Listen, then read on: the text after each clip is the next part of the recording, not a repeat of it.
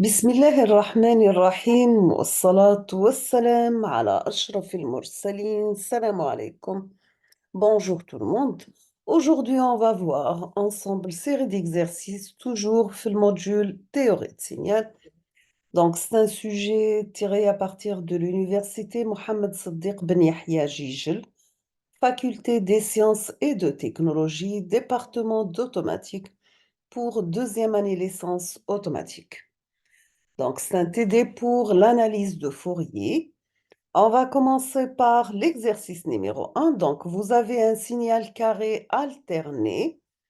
On considère le signal carré alterné périodique de période grand T défini par x de t qui est égal à plus 1 pour t compris entre 0 et t sur 2 égal à moins 1 pour t compris entre t sur 2 et grand T.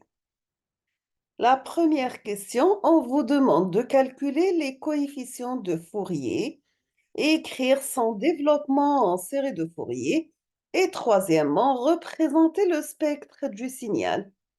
On termine avec la dernière question. La question numéro 4, c'est établir les relations.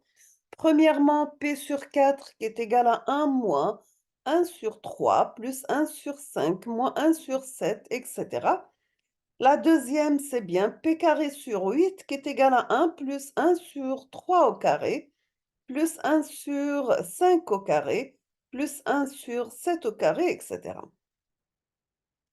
On passe l'exercice numéro 2. Donc, vous avez un signal triangulaire périodique cette fois-ci. Donc, soit le signal périodique de période grand T égale à 4, défini comme suit. Vous avez x de t égale à at sur 2 pour t compris entre 0 et 2 est égal à moins at sur 2 pour t compris entre moins 2 et 0. La première question, on vous demande de représenter le graphe du signal. Deuxièmement, déterminer les coefficients de Fourier du signal. Troisièmement, écrire le développement en série de Fourier. Et on termine avec toujours la dernière question. On vous demande de déduire le résultat de la somme. Vous avez une somme pour k varie de 0 à l'infini de 1 sur 2k plus 1 élevé au carré. On passe au troisième exercice. Donc, vous avez un signal sous forme d'impulsion rectangulaire. Soit le signal x de t périodique de période grand T défini dans l'intervalle moins t sur 2 et t sur 2 par x de t égale à 1 pour t en valeur absolue inférieure à θ sur 2, 0 ailleurs. Sachant que θ représente la durée de l'impulsion rectangulaire, θ est très inférieur devant la période grand T. Premièrement, donner le développement en série de Fourier complexe du signal. Deuxièmement, représenter son spectre d'amplitude pour t égale à 5θ. Voici d'autres exercices qu'on vous propose de faire vous-même la correction et je vais mettre la solution dans les prochains jours, Inch'Allah. On va commencer par l'exercice numéro 1, donc soit le signal périodique de période grand T et d'impulsion rectangulaire de très petite durée égale à θ, donc représenté par le graphe ci-après.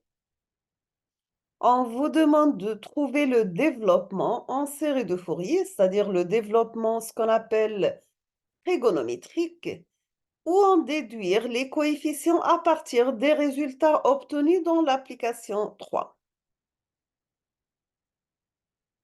On passe au deuxième exercice, donc soit un signal mono-alternance, soit le signal périodique de période grand T défini comme suit. Donc vous avez x de t égale à sinus oméga 0 t pour t compris entre 0 et t sur 2, 0 pour t compris entre t sur 2 et grand T.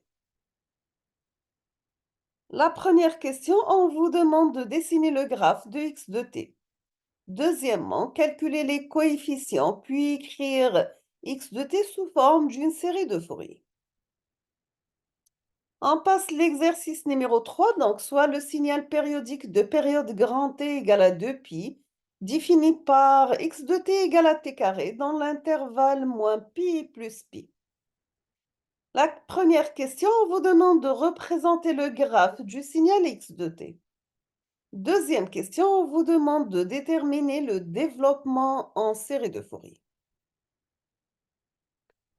On termine avec l'exercice numéro 4. Donc, on définit signal périodique de période grand T égale à 2π à l'aide de l'expression x de t égale à t dans l'intervalle moins pi plus pi.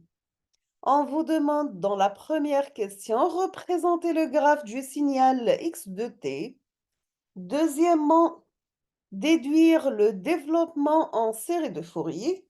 Troisièmement, en déduire les sommes suivantes. Vous avez la première somme, c'est une somme pour k varie de 0 à l'infini, de 1 sur 2k plus 1 élevé au carré.